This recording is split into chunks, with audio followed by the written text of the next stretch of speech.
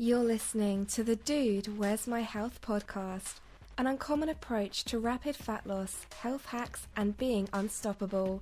And now, here's your host, transformation coach, holistic health lover, and overall dangerous dude, Clark Danger. What up, dudes and dudettes? Thanks for cranking up the Dude, Where's My Health podcast. I'm your host, Clark Danger. It's been a while, yeah? Well, you know, we try and crank these out every Monday, but sometimes life just gets in the way, or more like college gets in the way. But hey, doing it here now, and that's all that matters, right? Before the show preview, I just want to remind you guys to vote and rate on iTunes. We're a new show, and that really helps. So I won't beg you for like 5-star ratings or forced compliments or anything like that, but positive or negative, hopefully positive, I want you to go over there and give you an honest review. That's how the show gets better, and that's how it helps us out. Alright, Danger Zone, now on to today's show.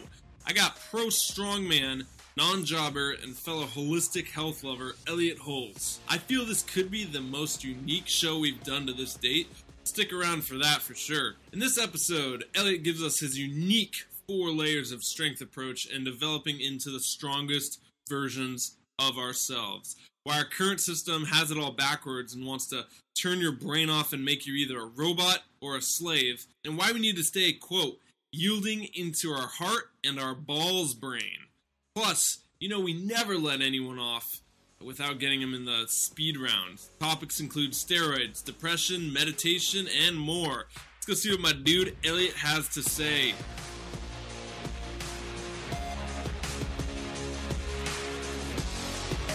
Elliott Hulse, dude, you're on my show. Welcome, my man.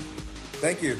Hey, so stoked to have you on here, buddy. When I was cultivating my list of potential guests, when I started my podcast, you were right there at the top, and now you're here, so that's crazy, man. That's great. Well, congratulations on taking action. It's funny when you decide to do something, all the pieces eventually come together, so you're just experiencing that. I feel that, man. Crazy. Well, today we're going to hit on 3 major areas that I know you're passionate and credible in, and those are strength, philosophy, and entrepreneurship. Really, each one could be a show in itself, so we'll see if we even get to all of them, but you ready to go? Yep, let's do it. Cool. So before we get going, I'd like the audience to kind of hear from Elliott his Oprah 3 to 5 minute life story. Can you help us out? Yeah, if you've been following me for a while, you've heard my story about my uncle and my parents coming from Belize and how my uncle taught me martial arts and strength training when I was a kid, but I've realized that there's a much more resourceful and powerful story that I'd like to tell this time. And it comes from a place where I was a tremendous athlete, great athlete, coming through high school, college scholarship, went on to study exercise physiology, exercise science, and strength and conditioning in college, decided to make a career of teaching people how to become better athletes, how to get stronger, and also never gave up the thrill and excitement of competition and expressed myself physically through the sport of strongman. And I think I became even more addicted to strongman than I was football. I just have a body that's designed to pick up odd objects and throw things, and I move fast, I move quickly, and I was destroying the competition in strongman. I was winning every single show, and mind you, at this time when I first started, I was completely natural. So it was just a genetic gift and the ability to work hard that got me to that point. After a few years of success and realizing that I could actually be like one of the best in the country at this thing, I decided to begin using steroids. So it just became a matter of this is more important to me than life itself, even though I had a family and a business, and I'm going to do whatever it takes to be the best in the country and possibly the best in the world in my weight category. Well, as time went on and I kept getting bigger and stronger and more explosive and beating the shit out of people, I eventually got injured. And there's no question in my mind that the injury it happened because of my taking it to the limit and using steroids and overtraining and just beating the shit out of my body. The minute my bicep tore, and it's funny the way this happened, I was helping my dad pull up some trees in the garden, and that had died that winter. And as I was pulling on that tree root, we both heard crack, crack. Yeah, and it wasn't the tree root that popped. Oh, buddy. It was my arm. Yeah. That sucks. And you'd imagine that, all the training that I do, that's the ridiculous stuff that I do with stones and logs, that it would happen there, but it happened when I was helping my dad. So very symbolic in many ways, and I could go into the poetry of that another time. But out in the field, helping my dad garden, I tore my bicep. At that moment, I knew. You see, I'm very objective a lot of times. Although I'll let myself go very far down certain paths, I always retain a sense of myself. Mm-hmm. And when I tore my bicep, I had to become objective once again and realize that the tearing of my bicep wasn't just a bump in the road as I was proceeding towards winning as a strongman. And it wasn't even the end of my strongman career, because a torn bicep's not a big deal. Right now, it's like I never did it before. What I realized and what brought tears to my eyes that day my bicep tore was that I had to kill that version of myself. In the same way that a cowboy would kill his horse after it breaks his leg, I literally had to kill that character, because I knew that it wasn't resourceful for me, and it damn sure wasn't resourceful for the people that I intend to serve in the world. So I decided, and if you've been following me for any more than 3 or 4 years, that we are going to not just focus on the building up of muscular strength in an imbalanced fashion, and that's exactly what I did. Even though I knew better, I became obsessed, and a lot of us, a lot of young dudes, we do this. We become very obsessed with strength, or getting leaner, or whatever it is. We get very obsessed in the pursuit of a particular goal, but leave all of the other things behind that contribute to what I call a stronger version of yourself, or the strongest version of yourself. And what I teach today, and what I embrace myself personally, and for those of you who are familiar with me, or those of you who are getting to know me now, what I share with people is nothing more than my experience as I'm traveling this journey. So what I do personally now, and what I share with people, is that there are 4 layers of strength, all of which need to be considered when growing stronger. So you've got the first, which is neuromuscular strength. That's the very obvious one. That's the one that I was working to develop during Strongman. That's what most of us who are working out in the gym aim to do, either if it's through bodybuilding methods, through training the nervous system for greater power and strength, or any of the other forms of developing physical prowess. You've got gymnastic training, you've got martial arts, any of those things. That's the first layer of strength, and it's the most superficial. It's the one that we can look at and manipulate easiest, but it also happens to be the one that is merely an expression. It's only as good as what's happening with the next 2 layers of strength, the second of which is physiological strength. Physiological strength is, well, now, how are your hormones functioning due to the dietary habits that you've adopted, and how are your hormones again, and your nervous system and your neuromuscular system as an expression of all that, manifesting your lifestyle choices. Are you sleeping well at night? Or are you stressed out with women problems or money problems? These are all things that need to be considered on a physiological level, because they damage your organs, they damage the hormones, they damage your metabolism, damages the nervous system, and will ultimately damage your expression of neuromuscular strength. 1 layer deeper than that is the 3rd layer, and that's energetic strength. And if I could sum up what that means, it's basically your psychological character structure, the way you choose to think about things in your life, and the way you approach things from a psychological perspective have a tremendous impact on your physiology. I mean, we all know this is obvious, because if you simply watch a horror movie, your heart rate's going up and down, your stomach's tightening and relaxing, your respiration is being affected as you're emotionally going on this emotional roller coaster just through the observance of a movie, not, much less actually going through your life and experiencing these things. So the way you think about what's going on in your life manifests itself physically, so much so that you will take on the physical structure. You'll actually look like the type of emotion that you most often harbor. So, for example, I did a video I just put up yesterday about posture, and the young man has a rounded upper back and a drop sternum, and he has basically what you would call poor posture. Excuse me. It's the posture taken of someone with low self-esteem or someone who's riddled with guilt or fear. And I use the term loser, because I tend to be kind of blunt in my descriptions of things. But I called the kid a loser. I said, you're walking around like a loser. Now, I don't know if it's a chicken or egg situation. I don't know if you're physiologically and neuromuscularly so damaged that your body has taken this structure and now you feel like a loser.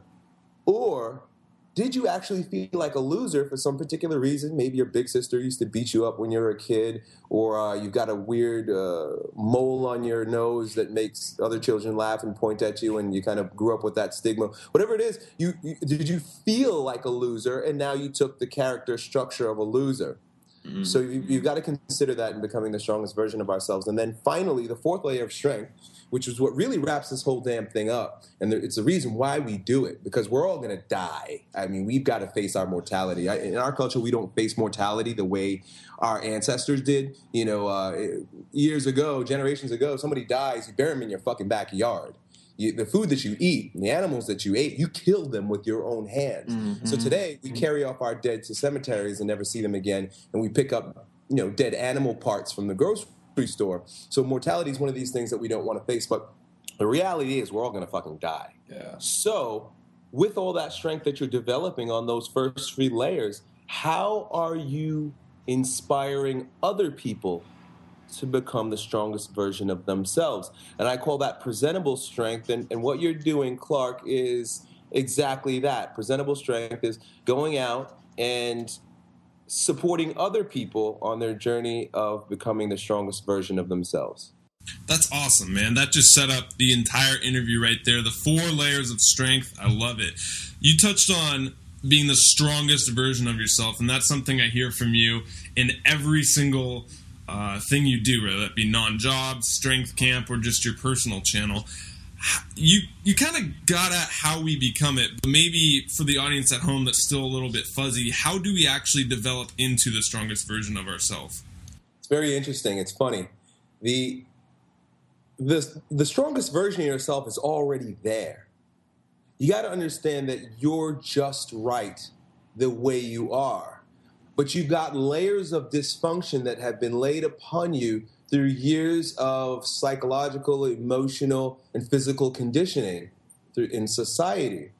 Mm. So the fact is that the strongest version of yourself is not so much a becoming. In other words, you've got to work towards it. It's more of a being. And the term being is the very essence of who we are and what the universe is, what God is, if you will, is just being. And we've got to strip off the physical prisons associated with weaker versions of ourselves. We've got to bring our body up to a level of health and vitality that allows the stronger you to emanate, to really exude from your physical structure. So the first 3 of the 4 layers are designed to do just that. It's to train your body physically so that you can energetically express what is really in you. And the deeper you yield into that, the more magnificent you find out that you actually are. Mm. So you're a pro strongman, and with your competing, I want to go back to your story just for a little bit because I think it's really valuable. I wanted to know, for everyone out there, what was the biggest takeaway from that whole process, either about your training or about becoming the strongest version of yourself through that entire journey? Well, one of the things, there are plenty of them. I'll start with this one.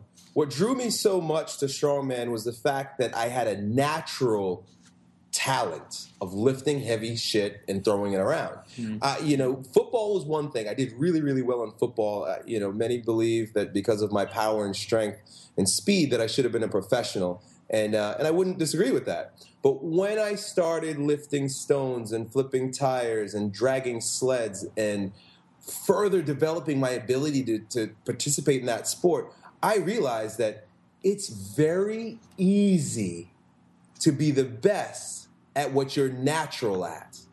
And that was an important thing for me to learn, because we live our lives trying to fit into some standard that we've been given. And very rarely do we yield and fall into our natural inclinations. In fact, many of us don't even know what they are because we've never been given the opportunity, or we're too scared to even explore them.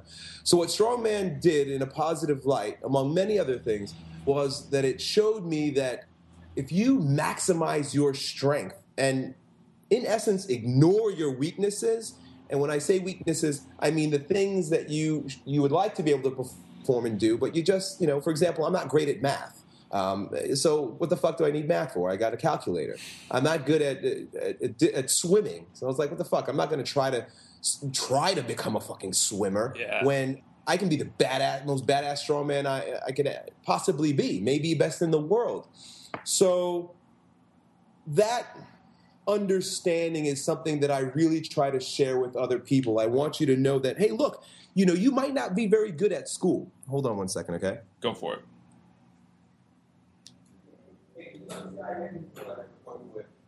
Thanks, Chris. He's at the far door. Okay, sorry. No, you're good. You might not be.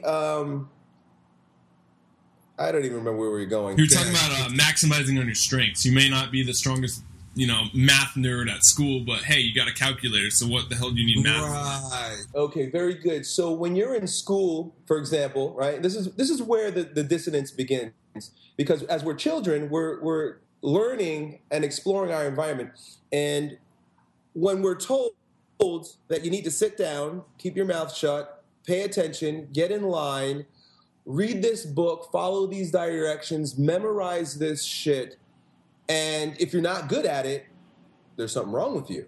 You're a failure, in other words.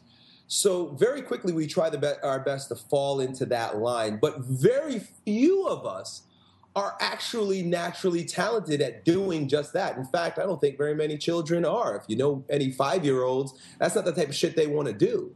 So you've got a few different types of people that come out of that situation. You've got the first type, which I'm going to say are the very good robots. They're very good followers. They basically have rejected themselves and have decided to play the game. So they no longer acknowledge, appreciate, respect their bodies, because no child actually wants to sit down and listen all day long when there's sunshine and beautiful weather outside. So you've got to ignore that, and the child learns how to do that. He's conditioned to do that. You've also got the next type of child that accepts that they're a failure and lives a life of low self-esteem and never really tries to do anything else because they recognize falsely that they're failures. So they go about their lives just pretty much loser. I'm never going to get a great job. I'm never going to have a beautiful wife. I'm never going to make a lot of money. I'm never really going to be happy because I'm a loser, right?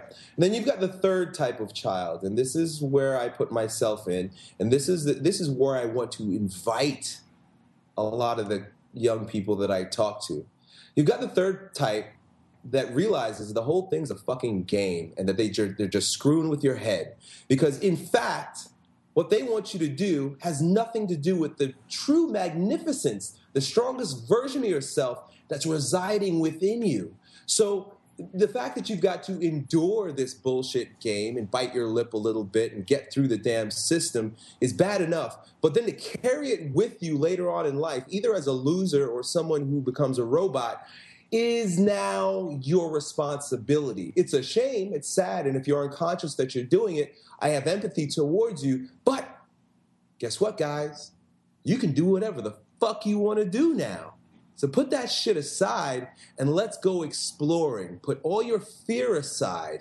Put aside all the shoulds and shouldn'ts, and let's start dancing. Hey, you might hurt yourself. You might fall down. Things might not look the way everybody tells you it should look, but guess what? At least you own your own balls. I love it, man. Maximizing on your strengths. That's what it's all about, really. And I mean, at the end of the day, if you focus on your weaknesses, you're just going to be mediocre in everything. And that's no way to go about life. And I really see you doing that, inviting people to be that third, almost rebellious class, which is what I love. Okay, Elliott, what's the one thing that everyone should be doing that nobody is, whether that be in strength or life? What do you see out there? Well, there you go again with the shoulds. And that's the whole problem. The whole problem is that we come up conditioned to believe that there's shoulds and shouldn'ts. And what that does is it creates separation. It puts different character types, it puts different values, different virtues into categories. And when we start putting things into categories, especially good, evil, should, shouldn't categories, we shut ourselves off from experience, number one, which gives us an opportunity to grow stronger because we don't just know something because we read about it, we fucking did it, and that means that we own it. And what I would rather invite you to do is to just let go and yield into your body.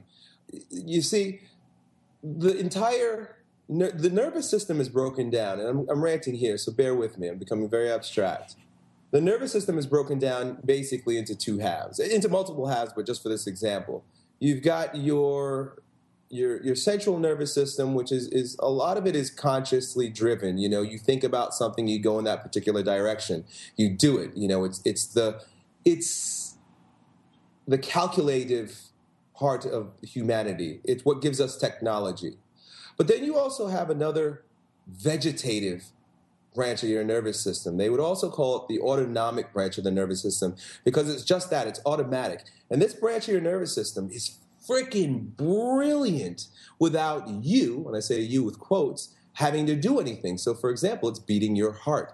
It's exchanging cells throughout your entire, the cells are dying and it's rebuilding cells. A woman could be sitting here listening to this and it's growing a baby in her body. It's doing 1,000,001 things at the same time without you having to think about it. So this idea of what you should do is more of a letting go of the calculative parts of the mind. I call it the head brain. And yielding a little bit more to the heart and to the balls brain. And the heart and the balls brain are just as, or in many cases, more brilliant than the head brain because it does just that. It beats your heart, it secretes your hormones, it digests your food. It does all these magnificent things that if you allow yourself to yield into, trust your body, you will find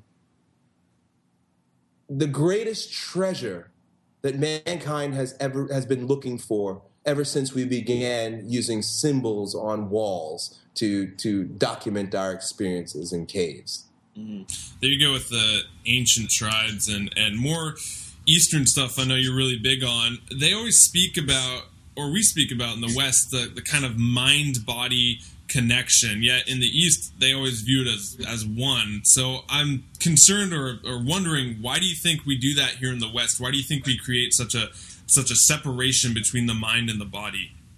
We have gained a lot of tremendously awesome things with reductionist philosophies and paradigm. When I say reductionist, it goes back again to that idea of separations. We're very good at breaking things down in the West, right? This is how we've gained the technology that we have. This is how the Western mind has basically dominated the world for so long. Right now, it may not be so with China and some of the countries in the West that have more human resources than we do, and a philosophy that is as ancient as mankind itself. But we've been able to gain much in the way of conquer and technology with reducing things. And we have gained a new religion in the West, and I call it a religion, and I'm sort of being facetious when I say that, but it's the religion of science, right? We've come to really honor and respect only that which can be calculated. And it's funny because if you get very tied up in that, you begin being held at the whims of those who calculate and present the numbers. So, for example, the idea of what the right diet is, you could read 17 different studies and get 17 different scientific facts about which one is the best one, right? So, you quickly start to see that science is not really the only answer. There may be something a bit more subtle, maybe something a bit less tangible than our traditional forms of science, and I like to call that poetry. And poetry is kind of religious in the same way, on two fronts. It's religious because a lot of people become very attached to poetry in the same way they become attached to science. So, like, I think of the Bible as a big freaking poem. It's all abstract, and it's all pointing to realities that can't be calculated. So you've got Christians who take literally the stories about Jesus walking on water and coming out of the grave after he's dead and things of that nature, where they don't realize, look, you're completely losing the poetry in this whole thing. You're missing the point. It's not about, science has proven that when someone's dead, they don't fucking come back. You're not dead for 4 days or 40 days or whatever the case may be, and you come back. It just doesn't happen. Science is, we've got to honor science too. Evolution makes sense. Like, just, could you put your idea aside for a moment, just look. But the poetry, again, is where the magnificence is. For Jesus to come back after accepting death is a metaphor for the fact that life is far more than just the physical realm. That although you're physically dead, there is still a life. There's still the Holy Ghost, if you will, that remains and is an essence that animates the world that we live in. So once again, I've gone on a ridiculous rant, and I don't remember exactly where we began, but mind-body connection. Yeah, you covered it. You covered it for sure. I mean, unless there's anything else you wanted to get at it, we can move on. Okay, yeah, how the mind and body is connected. What I'm saying is the mind and body as a metaphor for science and poetry shows that there's really just one essence, and you can choose to worship one of them and demonize the other. And what's happened with the mind-body split in the West is that we've come to worship the head brain and almost, to a very great degree, demonize the heart and the balls brain. Mm-hmm. So in the East, you can argue too in the East that they're a bit too esoteric sometimes. There's too much heart and too much balls and not enough brain. And this is, I'm being general here when I say that, because there's no complete true split. Again, it's all just one thing. So so my invitation is to recognize that both science and poetry, both body and brain, are of great value in your journey to becoming the strongest version of yourself. Don't dismiss one in order to worship the other. Got it, man. I heard you mention a key word in that last rant, and it was attachment. And you've also ranted extensively on your channels about this kind of motif of non-attachment. Is attachment a good trait, or how much is too much? The question I like to ask people is, how's that working out for you? That's the only way you know if something's good or not. And if you're completely objective and you're attached to something and you answer the question, how's that working out for you? And it obviously is making your life a living hell, then clearly it's not a good thing. So I'm not what you would call an enlightened person. I like ideas. I like playing around with shit. So when I offer the perspectives that I'm giving you, it's merely because I'm playing with it myself. But if you listen to old Zen stories and Zen masters, I like to listen to Alan Watts. He talks a lot about Eastern philosophies and stuff. You get to a situation where you're looking for happiness, And these old Zen masters would have students come to them, and the Zen student would come and say, look, I know that you've attained happiness. They've got different ways to describe it. Nirvana, enlightenment, the kingdom. These are all different terms to describe true bliss. Mm. And the person would come, and it's so funny because if you study Eastern religion, which is not really religion, but Eastern philosophy and Christianity, you'll see where they're kind of saying the same thing. And I'll use two stories. I'll bring them back to where we're going. The very first one is these Zen masters would be approached by students. The students would basically say, hey, look, I've given up everything. I've sold all my stuff. I've traveled over 10 mountains, and it's taken me 17 months to get to you. You're up here in this weird mountain here, and you guys have nothing except a little garden, and you're just sitting around, but I know you've got something. I know you've got something, and I want it. And the Zen master would just be like, well, we don't have anything here. And he'd say, well, what are all these people doing here? I see them. They're sitting, and they're gardening, and obviously you guys are doing something here. And the Zen master would say, no, we're not doing anything at all. In fact, these people, they're just, we're just hanging out. That's all it is. I have nothing for you. I have nothing that I can teach you. The student realizes that, okay, this is a hoax. I know you guys got something, so I'm going to hang out with you. And he hangs out with the master uncomfortably for a little while, and the master might give him a mind trick or something, and he'd say something like, what did your face look like before your grandfather was born? He'd give him just a mind fuck game to play with. And he would tangle with that, and he'd wrestle with it until he finally came to the point where he realized oh, this is just a game. I've got to let it go. I've just got to yield to this thing. I've got to stop grasping. I have to stop attaching to it. And he'd come up with a spontaneous answer. And if he was truly enlightened, or on his way to enlightenment or understanding it, the master would nod his head and smile and say, okay, good. And he would give him several of these things until he got to the point where he had the student realize that your attachment to getting rid of attachment is the very attachment that's causing you pain and dysfunction. And the student would have to come to see that, but that's the hardest attachment to let go of. You see, so true happiness is found in letting go of your attachment to letting go of attachment. And these are ancient stories. And like I said, I'm not an enlightened man saying this as if I'm teaching you from a place where I'm carrying a scepter. It's just something that it's a brilliant idea to consider, and something I want to offer you. And if you read some of the stories of Jesus, he also says the same thing. There's a story where the rich man comes to Jesus and says, hey, look, I want what you got. I want to be a part of this kingdom you keep talking about. Jesus keeps walking around talking about this damn kingdom, and everybody's following him. And this guy is rich, and he's like, well, look, I'm following all the commandments, right? You do say that following the commandments help, right? Yes, of course. And I'm a good man, basically. And Jesus says, okay, great. Well, go sell all your shit. Whatever you got, just go sell it. And mind you, this man is very wealthy, very probably generations and generations of wealth.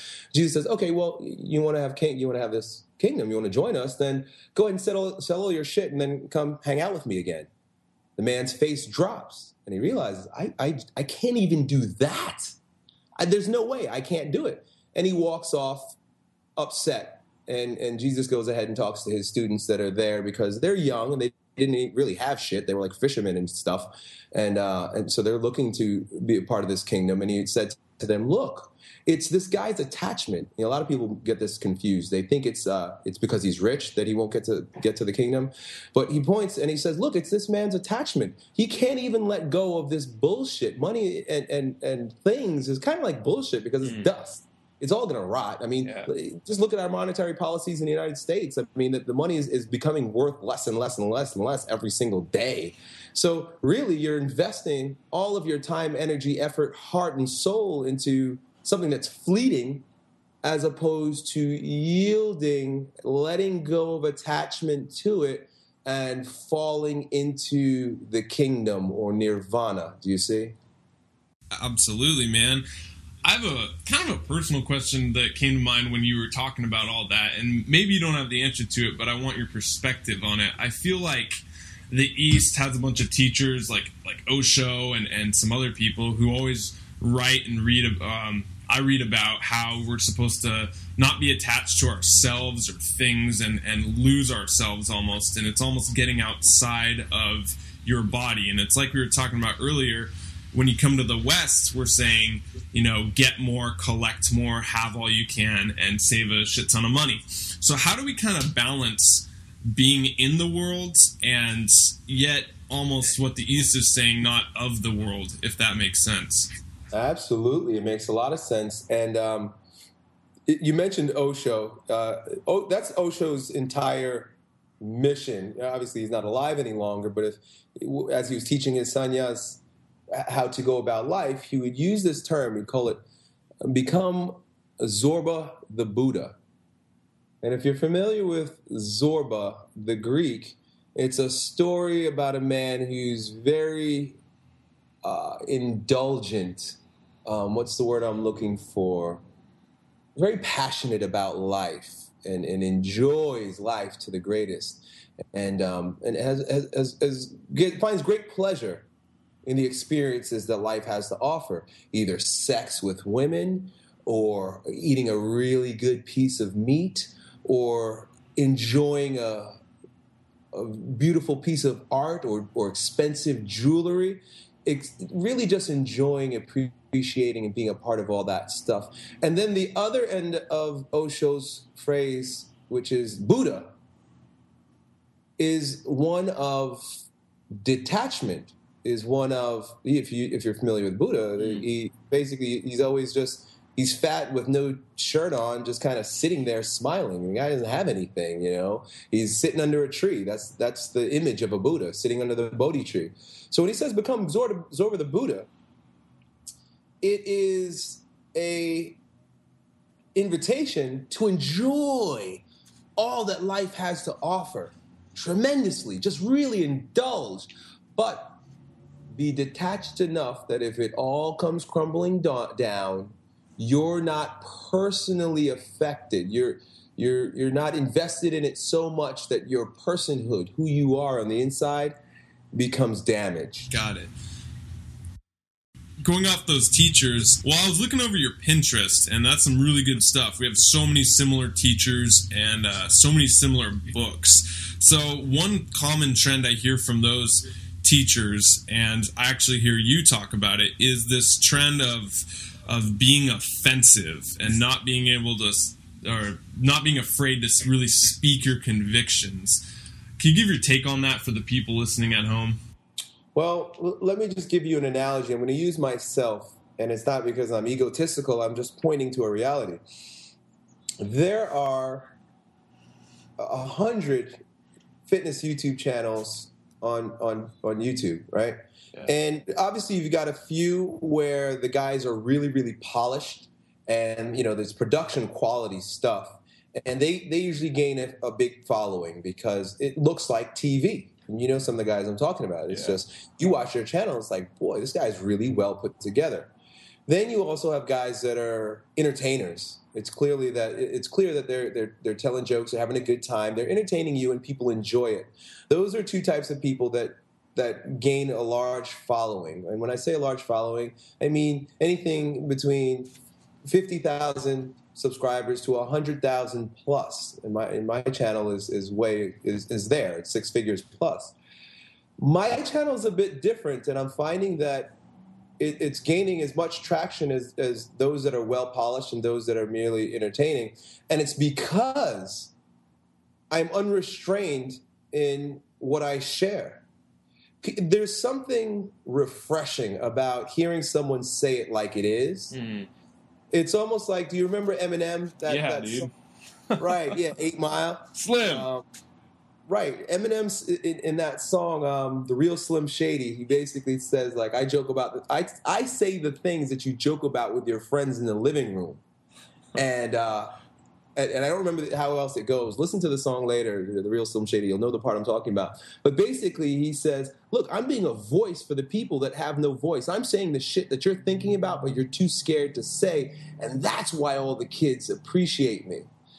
The reason why that's not only refreshing, but also resourceful is because truth is like a lion, and when you release it, it only needs to defend itself. It's visceral. People can feel it in their stomachs. They feel it in their balls and in their hearts.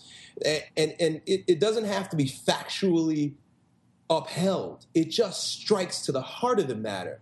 And by speaking that frankly about things that, quite frankly, are true, you invite other people to explore areas of themselves, parts of themselves that they may have previously rejected. It causes people to question the normal, natural way of thinking about things. When I say normal and natural, I'm wrong. I want to say like the conditioned way of thinking of things, challenging the status quo.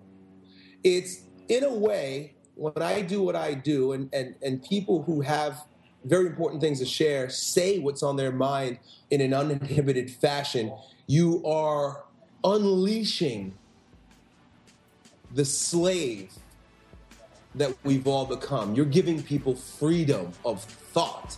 And there's nothing more powerful than owning your own ability to think and express. Welcome to the mid-interview break. You guys new to the show, we do a thing called Tweet Your Quote or Tweet Your Takeaway.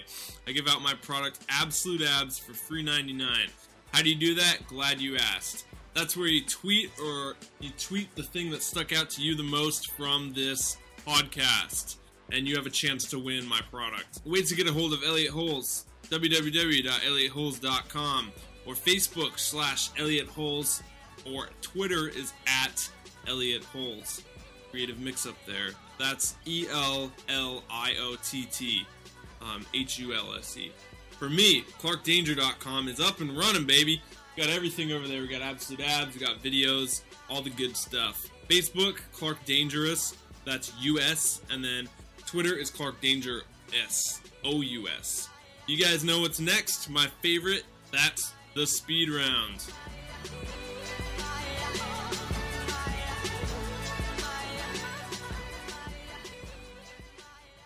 Welcome back, guys. Now we're going to move into a thing I call the speed round. Elliott, I'm going to give you some hot topics that I want your take on these. We got a lot of them, so we'll see what we get to in 10 minutes. But generally, like shorter answer, like 1 to 2 minute each, or however long it takes. Sound good? I'll be as punchy as possible. All right, my man. First topic, meditation. Do it. There's no question. You are it. Fall into it. Just yield into it. Shut your brain off and let it happen. It's not, and I use the term do it. It's not even a do it. It's a yielding into it. When you trust your body, when you trust the autonomic nervous system, that is a meditation. Yielding to the true you is a meditation, and that becomes a walking meditation. Shut your brain off and trust your body. Next topic, depression. You're doing it. You're creating depression. And just the way the term sounds, when you think about depressing a button, what do? You push that button. You're pushing it down. What's happening is when you are feeling depressed, it's because the ego has developed such strength over your autonomic nervous system. The head has grown so much dominance over the heart and balls that it restricts you physically from expressing your trueness. So you're going to notice things like your physiology changing, your body changing. A depressed person looks like a depressed person. So you're neuromuscularly damaged, you're physiologically damaged. Now it becomes a quote-unquote medical condition because, your serotonin levels and all the shit that they want to point to, when the fact is you've just got to stop doing it. Breathe, relax your body, and yield into meditation. Next topic. You touched on it in your story, but your take on steroids. It works. It's something that you're adding to yourself to experience something that is an enhanced virtue that you would have. So, for example, smoking marijuana enhances your ability to relax, yield, to contemplate. But you've got to remember that it's also a substance. You need it in order to do the thing. All the medications that we're all taking, ADD medication, heart pressure, blood pressure medication, all the medications that we're taking, they're an outside substance that you're adding to yourself in order to reach an equilibrium. Same thing with steroids. It's an outside substance that you're adding to yourself to reach a quote-unquote equilibrium. In other words, to move in a particular direction. Like anything else, alcohol, smoking, pornography, video games, anything that you become attached to, especially if it's outside of your body, is an evil. Because like money, it can depreciate, it can go away, and now you're dependent on it. Steroids, if it goes away, now your body needs to produce its own hormones, and you're fucked. Every time I get a parent on here, I like to ask them their take. Next topic, parenting. Become the strongest version of yourself, and then inspire other people to do the same thing. Your children are no different than the people you look to inspire with this radio show, the people that I work to inspire with my personal training or the videos that I make. Your children are not yours first. And I think that's the distinction that people need to understand. Your children belong to the earth. They belong to God, to the universe, just like you do. They came out of you. You participated in bringing them forward, but really you don't own them. So you just work to support them in enhancing two things. You work to not screw them up too much because it's bound to happen, and I'm doing it, and we all do it because it's, the home is a microcosm of the society. So there you have it. But you also do the best that you can to recognize their strengths and give them the tools and the space to enhance those things about themselves, regardless of what you want or feel about it. That's very important. You've got to be objective and see your children for what they are, and they are living, breathing, separate organisms that need space to become the strongest version of themselves, whether you like it or not. Awesome, man. Well, we're going to wrap it up and try and get you out of here. Respect your time. But before we go, I always like to end it with getting from who's on my show, who they listen to, follow, grow. How do you get the new stuff coming in? Who are you listening to? I'm sorry, ask the question again. I didn't get it. Yeah. Who are like some of your mentors or your influences that you got going on? Well, it's funny. I'm coming back to where I started, and the more that I learned, the more that I realized there's nothing to learn. And when I say that, I don't mean that you just be stupid, but you go to the roots of where your bucket's going to be filled. And for me, it's just a handful. I'm coming back to one of my original mentors by the name of Paul Chek. I started with him and made my own way as a man. I think as men, we have to do this. In a way, we have to kill the patriarch. We have to kill the master in order to truly earn mastery ourselves. Paul started out as a patriarch, as a master to me. I rejected him so that I could come into my own. But like I said, it's circular. It comes full circle, and I'm back there again. And in more ways than one, he fills my bucket tremendously. Now, I also study a lot of philosophy. It's really, and it's mostly Eastern philosophy that I appreciate. So Osho has been a tremendous influence on me since the time I was probably 17 years old. I've been studying Osho. Alan Watts has brought a lot of ideas to me that I didn't have in the past, and actually he gave me permission to open up to brand new ideas.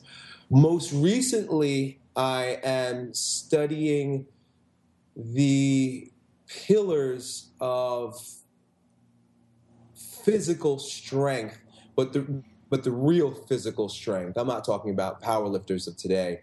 I'm talking about ancient yoga masters, Tai Chi, Qigong, and then also the men who manifested that root reality in the building up of very strong bodies, be it in martial arts, which I'm not as familiar with, but it's more in the form of old school bodybuilding. So men like Eugene Sandow and even Joseph Pilates. I recently started reading some of his books.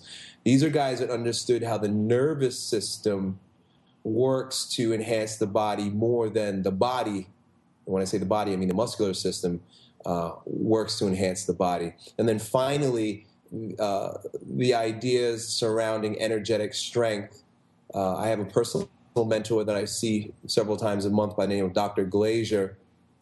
He's a bioenergetic therapist. He was a student directly under Wilhelm Reich, who's the father of modern Western body psychology. And he happened to be a direct student of Sigmund Freud, who introduced the idea of the libido and where this entire thing in the West comes from. So that's really where the majority of my studies are. Good places to start for you guys listening at home. Last word, Elliott. What's the one thing you want people to walk away from this interview with? It's that the strongest version of you is already in there. You don't have to work too hard to get to it. You just got to see where you're holding on to unresourceful ideas, behaviors, patterns, and let them go. And as you let go, there's going to be a fear associated with letting go, because it's like, if I let go, then what do I have? But as you fall into the abyss of strength, your own unique strength, you begin to find that in the letting go of these when it really boils down to it, very superficial, useless ideas or material objects, that there are far more powerful aspects of your being that you start to cultivate, and that's the jewel that you're going to gain, that you're going to get by letting go of useless things and becoming a stronger version of yourself. Elliott, we appreciate you coming on here, man. Thank you so much for your time. We'll be sure to check you out on all the places listed down in the show notes, buddy. My pleasure. Thanks for having me on. Hey, thanks, bro. Later. Bye.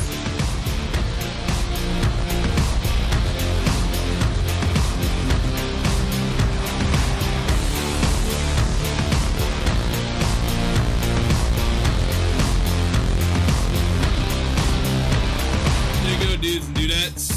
Huge thanks to my man Elliott for coming on the show. Huge thanks to you guys for going over and checking out ClarkDanger.com, supporting the show, keeping us commercial free. That's the way we love to do it. That's what we're all about, and that's what we will continue doing. So we're going to be trying to crank these out every Monday. I have a few shows already recorded, although don't hold me to that. I might change depending on how busy I get over here. So be sure to head over to Facebook and Twitter, up-to-date goods over there, and submit your questions for future guests. I'll let you guys know what's going on, try and keep you in the loop. That's all I got, guys. Until next time, control your life and do not let life control you. Later.